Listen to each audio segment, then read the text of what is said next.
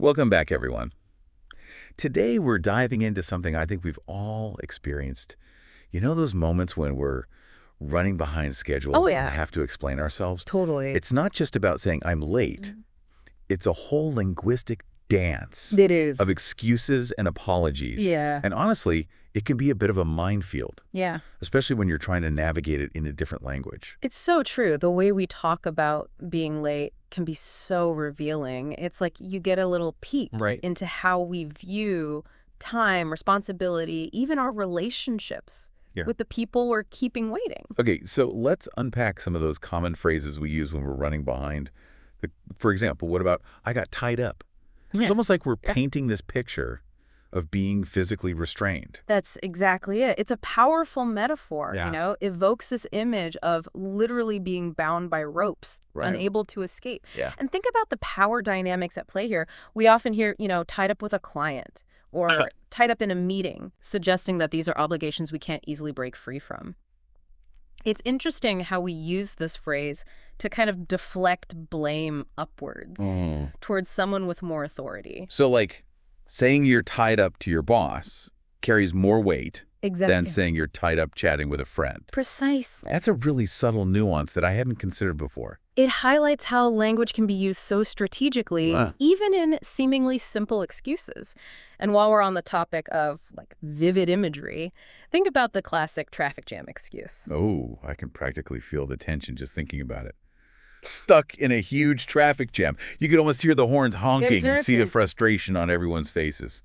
Traffic jam is such a visceral term. It creates this sense of being trapped, completely immobile, and it plays on those feelings of helplessness we experience when we're at the mercy of something beyond our control. It's almost like we're trying to evoke empathy Right. from the person we're talking to. Look, I'm just as frustrated as you are. And then there's the even more dramatic pileup, which adds a whole other layer of Yeah. chaos and helplessness to the situation. Pile up suggests a scene of multiple cars colliding, making the situation seem even more out of our hands.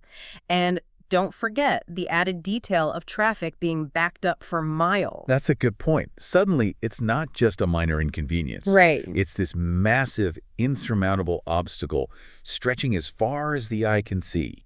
It emphasizes the sheer scale of the problem and adds to that feeling of being overwhelmed and powerless. Yeah. It's almost like we're trying to say, look, this is completely beyond my control. There's nothing I could have done.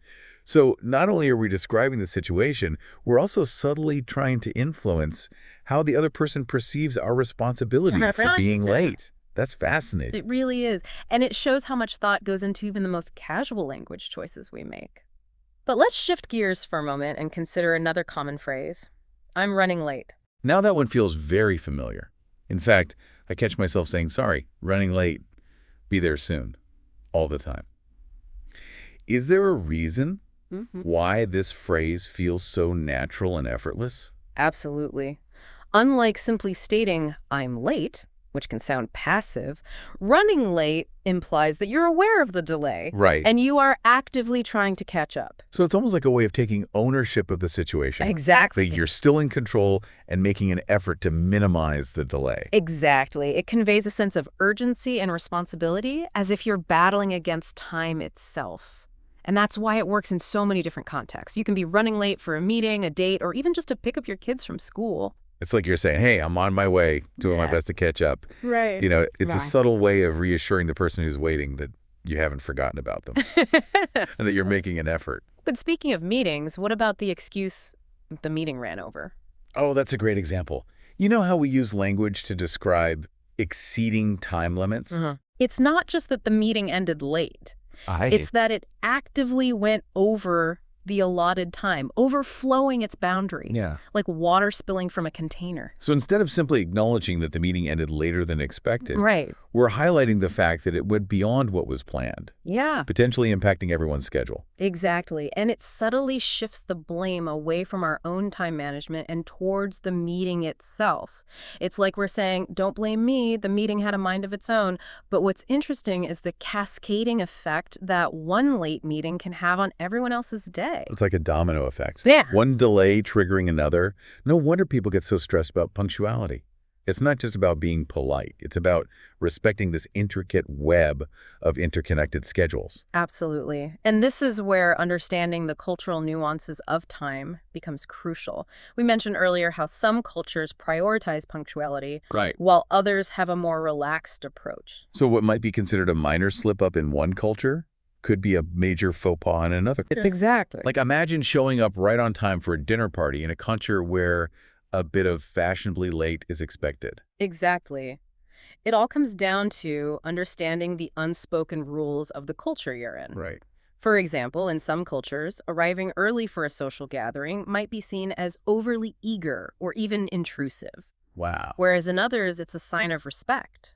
That's such a great reminder that language learning goes beyond memorizing vocabulary and grammar rules.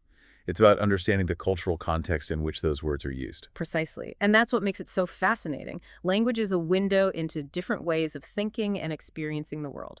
So as we've seen with these simple phrases about being late, there's a whole world of cultural nuances and subtle implications hidden beneath the surface. And that's just the tip of the iceberg. Every culture has its own unique set of unspoken rules and expectations around time. And understanding those can be key to navigating social situations successfully.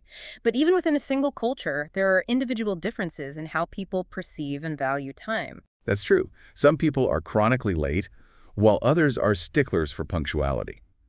And those differences can sometimes lead to misunderstandings and even conflict. Absolutely. So being aware of those potential differences and communicating clearly about your own expectations around time can go a long way in building strong relationships.